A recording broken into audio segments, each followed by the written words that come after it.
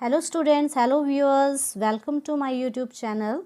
तो स्टूडेंट्स, आज हम क्लास 10th एक्सरसाइज 4.2 का क्वेश्चन नंबर 3 करेंगे। तो देखिए, क्वेश्चन नंबर 3 है, find the two numbers who some is 27 and the product is 182।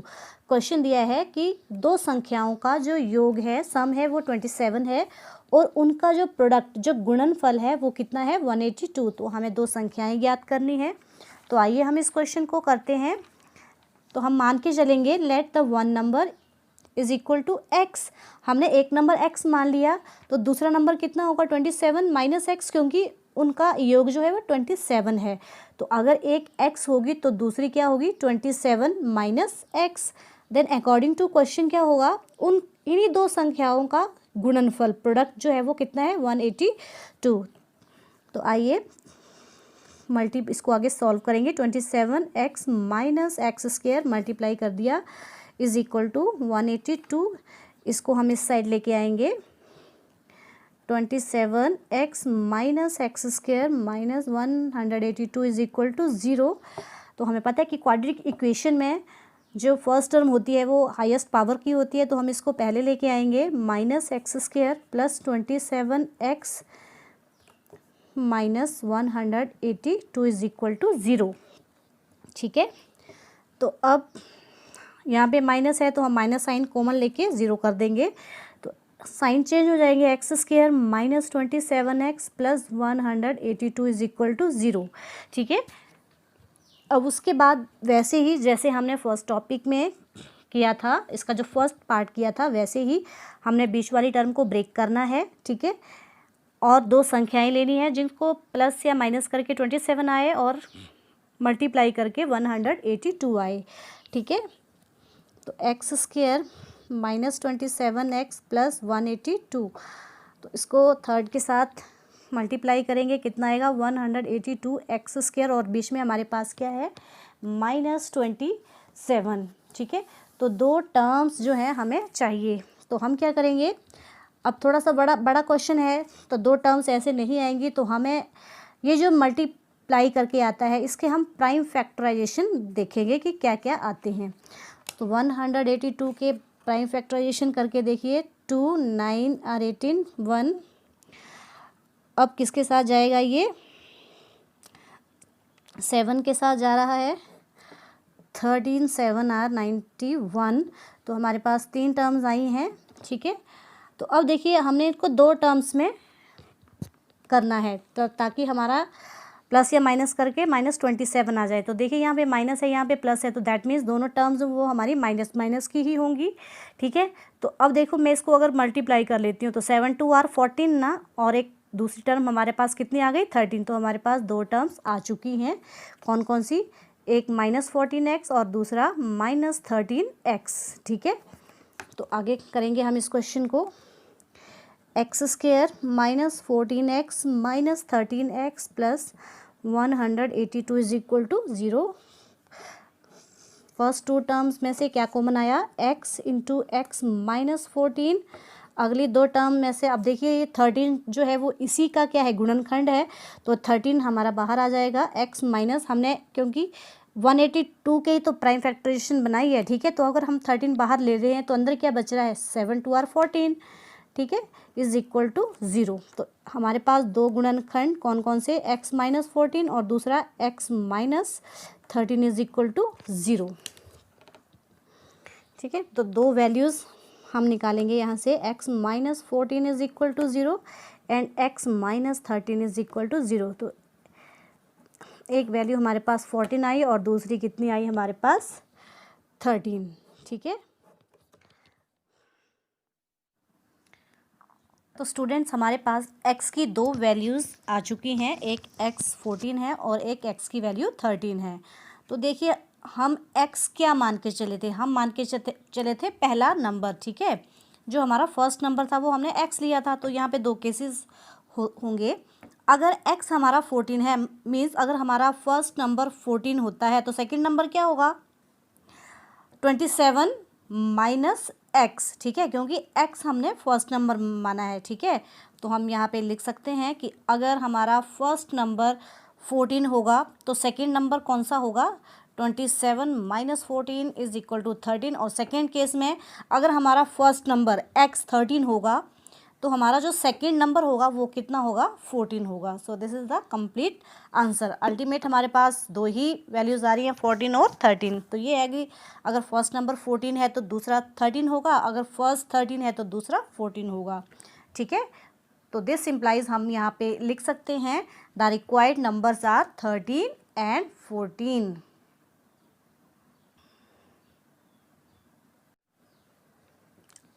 अब उसके बाद क्वेश्चन नंबर 4 है, find the two consecutive positive integers sum of whose square is 365। अब क्वेश्चन हमारे पास क्या दिया हुआ है कि दो क्रमागत, कंसेक्टिव मीन्स लगातार, धनात्मक पूर्णांक ज्ञात कीजिए जिनके वर्गों का योग जो है वो 365 है। मतलब उनके जो हमारे पास दो लगातार जो पॉजिटिव इंटीजर्स होंगे, धनात्मक पूर्णांक होंगे, उनके वर्गों का योग, ठीक है, वो कितना है, 365 है। तो हमने ये नंबर्स जो हैं वो ज्ञात करने हैं।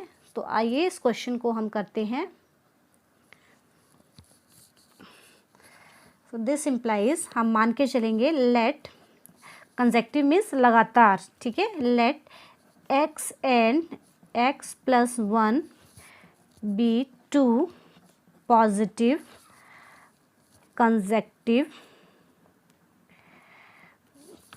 इंटीजर्स। ठीक है, हमने मान के चल पड़े कि x और x प्लस 1 दो लगातार धनात्मक पूर्णांक हैं। ठीक है, जैसे धनात्मक मतलब कंसेक्टिव मीन्स 1 2 3 4 लगातार, तो एक x है तो दूसरे x प्लस 1 एक एक ऐड ही होगा। ठीक है, so this implies according to question क्या बोला है, इनके वर्गों का योग। ठीक है, इनके वर्ग मत means x square plus x plus 1 whole square किसके बराबर दिया है, 365 के बराबर। तो ये अकॉर्डिंग टू क्वेश्चन है, बस इसको हमने सॉल्व करना है। एक्स स्क्वायर प्लस यहाँ ए प्लस बी होल स्क्वायर लग रहा है, तो हमने ये फॉर्मूला पढ़ा है। ठीक है, x a plus b whole square means a square plus b square plus 2ab, x square plus b square 1 plus 2ab 2x, इसको भी इससे साइड लेके आ जाइए। ठीक है, इज इक्वल टू 0। हम इसको सिंप्लीफाई करेंगे, एक्स स्क्वायर सेम टर्म्स हैं, इकट्ठी हो जाएंगी, 2x square plus 2x plus 1 minus 365 minus 364 is equal to 0। अब देखिए 2 से कॉमन आ रहा है तो हम 2 को कॉमन ले लेंगे, अंदर क्या आया, x square plus x minus 2 1 are 2 2 8 are 16 2 2 are 4 is equal to 0। ठीक है, तो अब ये 2 दूसरी साइड 0 हो जाएगा, x square plus x minus 182 is equal to 0। अब देखिए ये हमारे पास क्वाड्रेटिक इक्वेशन आ चुकी है। अब हमने वैसे ही बीच वाली टर्म को ब्रेक करना है। ठीक है, फर्स्ट को थर्ड के साथ मल्टीप्लाई करेंगे तो माइनस 182 एक्स स्क्वायर आ रहा है। ठीक है, अब इसको ब्रेक ऐसे करना है कि प्लस माइनस करके एक्स आए और गुणा करके ये आए। अब देखिए यहाँ पे माइनस का साइन है तो दैट मीन्स एक टर्म हमारी प्लस की होगी, एक टर्म माइनस की होगी। ठीक है, बड़ी टर्म जो है प्लस की होगी क्योंकि यहाँ पे प्लस का साइन है। तो ये क्वेश्चन हमने क्वेश्चन नंबर 3 में भी किया, वहाँ भी 182 था तो हमारे पास फैक्टर क्या क्या आए थे, 14x और 13x। ठीक है, तो अब हम बड़ी टर्म 14 की पॉजिटिव में लेंगे और छोटी नेगेटिव में लेंगे क्योंकि यहाँ पे प्लस x है, माइनस करेंगे तो x आ रहा है और इन दोनों को गुणा करेंगे तो यही आएगा। ठीक है, x square plus 14x minus 13x minus 182 is equal to 0।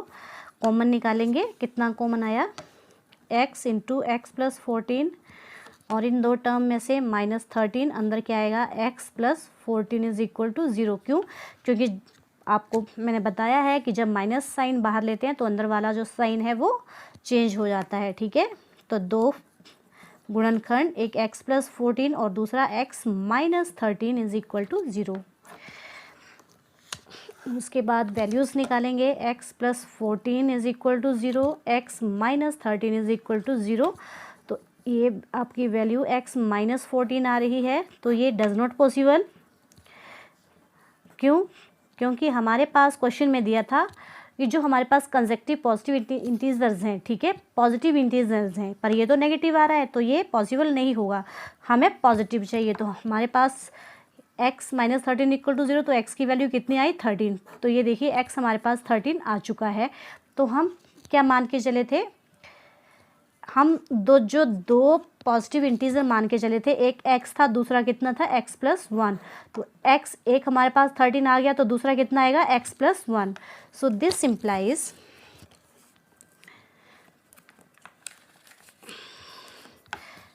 implies consecutive positive integers are, एक हमारे पास 13 आ गया, ठीक है पॉजिटिव में, ये तो डज नॉट पॉसिबल है, तो दूसरा कितना आएगा 13 प्लस 1, क्योंकि एक हमने x माना था, दूसरा x प्लस 1, तो इसमें वैल्यू को पुट करेंगे तो दूसरा कितना आ गया हमारे पास 14। So this are the required numbers, ठीक है। सो दिस इम्प्लाइज, हम लिखेंगे the required numbers are, this implies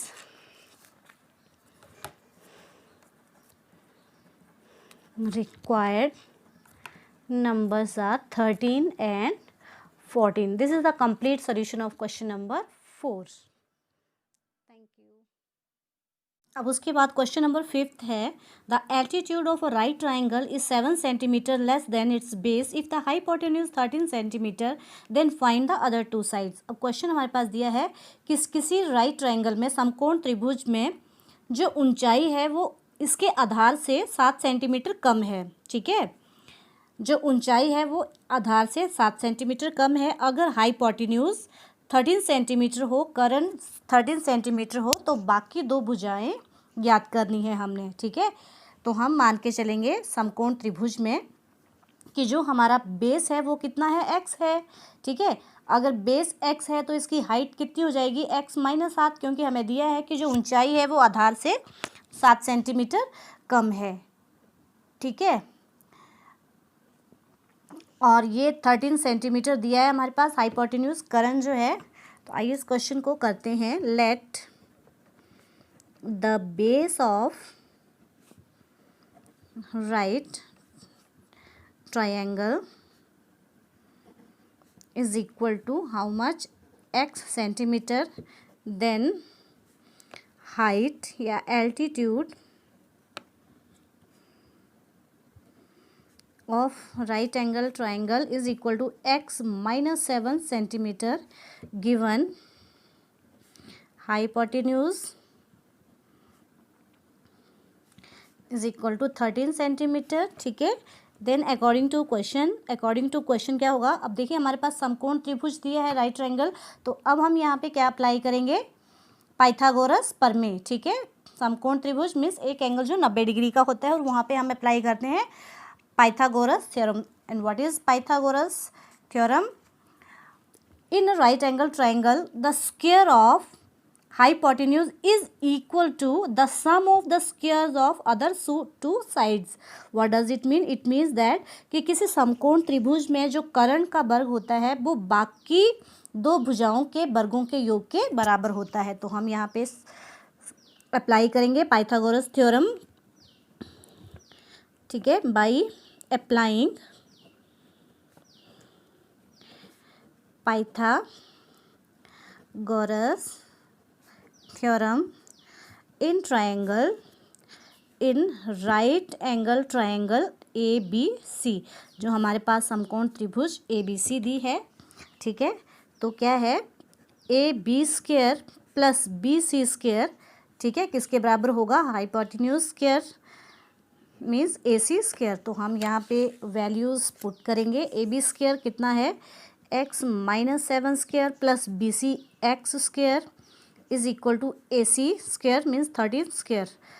अब ये है हमारे पास a minus b whole square, formula operate करेंगे, a square plus b square plus 7 square means 7 7 are 49 minus 2ab 7 2 are 14x plus x square is equal to 13 square, 13 into 13 169।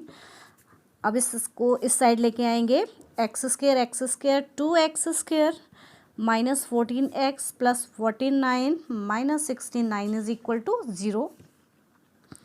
2x square minus 14x minus 120 minus करके कितना आया हमारे पास 120। अब इस equation में 2 common आ रहा है तो हम 2 जो है वो बाहर कॉमन ले लेंगे। 2 into x square minus 7x minus 60 is equal to 0। ठीक है, अब 2 जो है वो राइट साइड चला जाएगा, 0 हो जाएगा। X square minus 7x minus 60 is equal to 0। अब वैसे ही हम इसके रूट्स निकालेंगे 2। ठीक है, तो फर्स्ट टर्म को थर्ड के साथ मल्टीप्लाई करेंगे। X square minus 7x minus 60, तो हमारे पास जब हमने फर्स्ट को थर्ड टर्म के साथ मल्टीप्लाई किया तो हमारे पास माइनस 60 एक्स स्क्वायर, उस बीच में जो टर्म है वो हमारे पास कितनी आ रही है माइनस 7x। ठीक है, यहाँ पे माइनस है, यहाँ पे माइनस है, दैट मीन्स हमारी एक टर्म प्लस की होगी और एक टर्म माइनस की होगी। ठीक है, ब्रेक करना है हमने बीच वाली टर्म को। ठीक है, माइनस करके 7x आना चाहिए और उन्हीं 2 टर्म्स को अगर हम मल्टीप्लाई करें तो माइनस 60 आना चाहिए। ठीक है, तो दोनों टर्म्स क्लियर हैं, 12 और 5। ठीक है, 12 में से 5 ये 7 और 12 5 आर 60। ठीक है, अब बड़ी टर्म जो है वो माइनस की होगी क्योंकि यहाँ पे माइनस का साइन है। ठीक है, और जो छोटी टर्म होगी वो प्लस की होगी। तो आइए इस क्वेश्चन को आगे सॉल्व करते हैं। X square minus 12x plus 5x minus 60 is equal to 0। अब फर्स्ट 2 टर्म में से क्या कॉमन आ रहा है, x into x minus 12 plus अब अगली 2 टर्म में 5 कॉमन आ रहा है। 5 इंटू अंदर x minus 12 5 are 60 is equal to 0। तो हमारे पास 2 फैक्टर्स आ चुके हैं, कौन, एक x माइनस 12 और दूसरा x प्लस 5। ठीक है, इज इक्वल टू 0। तो यहाँ से x की values x minus 12 is equal to 0 और सेकेंड केस में x plus 5 is equal to 0। तो यहाँ पे जो x की वैल्यू है वो कितनी आई 12 और यहाँ पे x की वैल्यू माइनस 5। अब देखिए यहाँ पे माइनस 5 आ रहा है, दैट मीन्स अब ये वैल्यू क्या होगी, डज नॉट पॉसिबल। क्यों, क्योंकि जो हमारी लेंथ है वो कभी भी नेगेटिव में नहीं आती। अब हम x क्या लेके चले थे, x था हमारा बेस। ठीक है, जो हमारे पास राइट एंगल ट्रायंगल दे रखा था हम उसका बेस लेके चले थे। ठीक है, तो हमारे पास जो x है उसकी वैल्यू हम क्या लेंगे 12। ठीक है, does not possible because length could not be in negative. ठीक है, सो दिस सिंप्लाइज, हम नीचे लिख सकते हैं, this simplifies base of right angle triangle is equal to 12 centimeter. So this implies what is altitude, height of right angle triangle is equal to x minus 7, क्योंकि जो height थी वो base से 7 सेंटीमीटर कम थी तो हमारे पास बेस 12 आ चुका है, minus 7 is equal to 5 centimetre. तो this is the complete solution. ठीक है, बेस हमारे पास 12 है और जो एल्टीट्यूड हाइट है वो कितनी है 5 centimetre. So this is the complete solution of question number 5। उसके बाद नेक्स्ट क्वेश्चन नंबर 6 है, ए cottage industry produces a certain number of pottery articles in a day. It was observed on a particular day that the cost of production of each article in rupees was 3 more than twice the numbers of articles produced on that day. If the total cost of the production on that day was rupees 90, then find the number of articles produced and the cost of each article. अब इस question में हमें क्या दिया है कि कोई industry है वो एक दिन में कुछ बर्तनों का निर्माण कर रही है। ठीक है, अब आगे बताया गया है कि एक विशेष दिन ये देखा गया कि जो एक आर्टिकल है उसकी कीमत कितनी है, कि एक दिन में जितने बर्तन बनाए जाते हैं उसका दुगना से 3 अधिक है। ठीक है, उसके बाद दिया है कि यदि उस दिन कुल कीमत बर्तनों की ₹90 हो तो हमने क्या फाइंड आउट करना है, नंबर ऑफ़ आर्टिकल्स, कितने बर्तनों की संख्या ज्ञात करनी है और एक आर्टिकल की कीमत जो है वो फाइंड आउट करनी है। ठीक है, तो क्वेश्चन को एक बार फिर से देखेंगे कि क्या है क्वेश्चन, कि एक दिन में एक इंडस्ट्री जो है कुछ बर्तन तैयार करती है। एक दिन देखा गया कि जो एक आर्टिकल की जो कीमत है वो किसके बराबर है कि एक दिन में जितने बर्तन बनाए जाते हैं उसके दुगने से 3 अधिक है। ठीक है, तो एक दिन की जो निर्माण लागत है वो ₹90 दी है, तो हमने क्या निकालना है, बर्तनों की संख्या, number of articles produced and the cost of each article, एक आर्टिकल की कीमत। ठीक है, तो हम यहाँ पे मान के चलेंगे let the number of articles produced, कि जितने आर्टिकल्स जो हैं वो प्रोड्यूस होते हैं एक दिन में, let the number of articles produced in 1 day is equal to how much, हमने x मान लिया कि एक दिन में कितने बर्तन जो हैं वो बनाए जाते हैं। ठीक है, तो हमने x मान लिया। Then by the given condition, अब कंडीशन हमारे पास क्या दिया है, the cost of production of each article, cost of each article, एक आर्टिकल एक बर्तन की कीमत कितनी दी है, क्या बोला था कि एक दिन में जितने बर्तन बनाए जाते हैं, ठीक है, उसके दुगने से 3 अधिक है। तो एक बर्तन की जो कीमत है वो कितनी आई, 2x + 3, उसके दुगने से 3 अधिक। ठीक है, तो अब this implies total cost of production कितनी होगी। ठीक है, अगर एक आर्टिकल की कीमत इतनी है तो एक दिन में कितने बर्तन बनते हैं, x, तो इनकी कीमत कितनी होगी। तो this implies therefore the cost of, total cost of production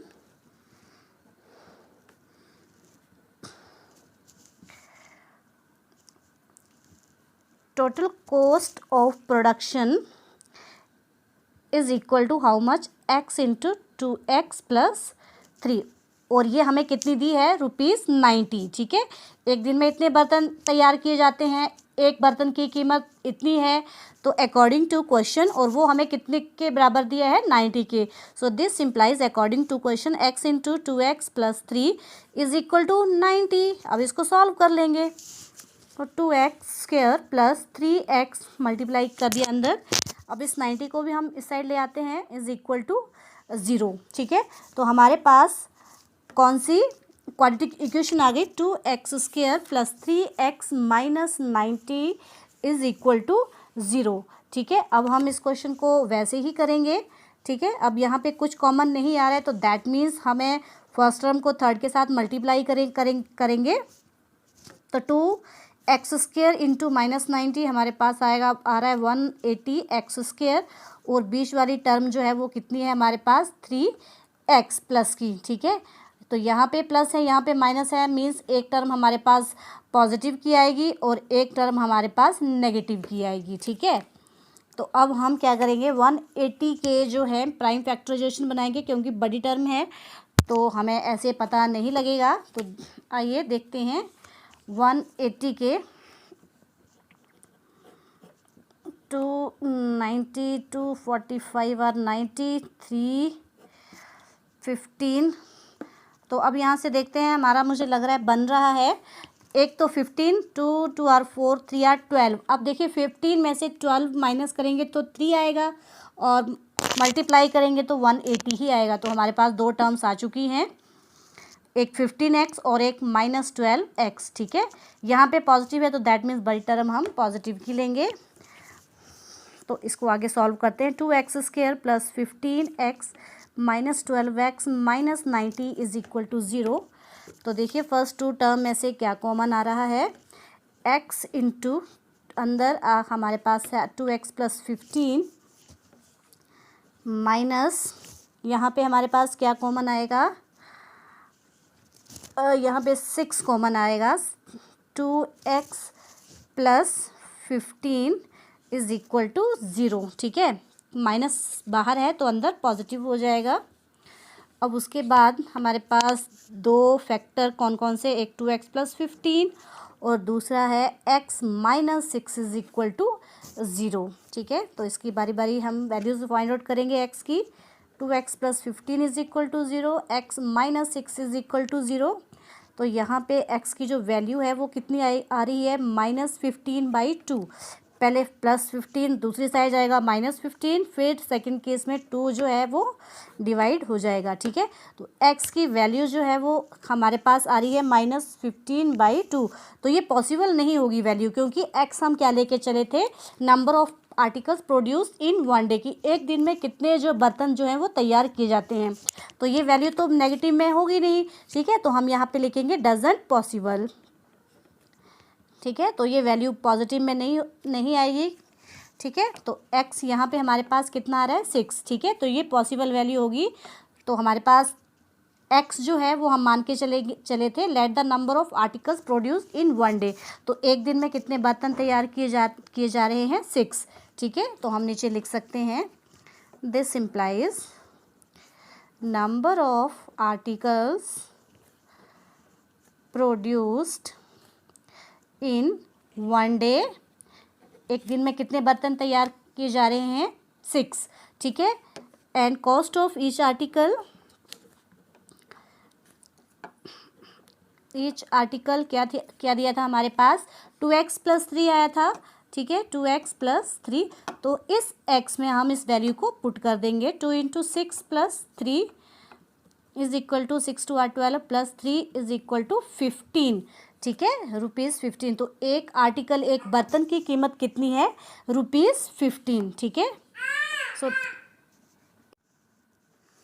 ठीक है, तो एक दिन में 6 बर्तन तैयार किए जाते हैं और हर एक बर्तन की जो कीमत है वो कितनी है ₹15। So this is a complete solution of question number 6, ठीक है। सो स्टूडेंट्स, आई होप कि आपको ये मेरा वीडियो अच्छा लगा होगा। तो प्लीज़ मेरे वीडियो को लाइक कीजिए, शेयर कीजिए और हाँ, सब्सक्राइब करना मत भूलिए। Thank you students.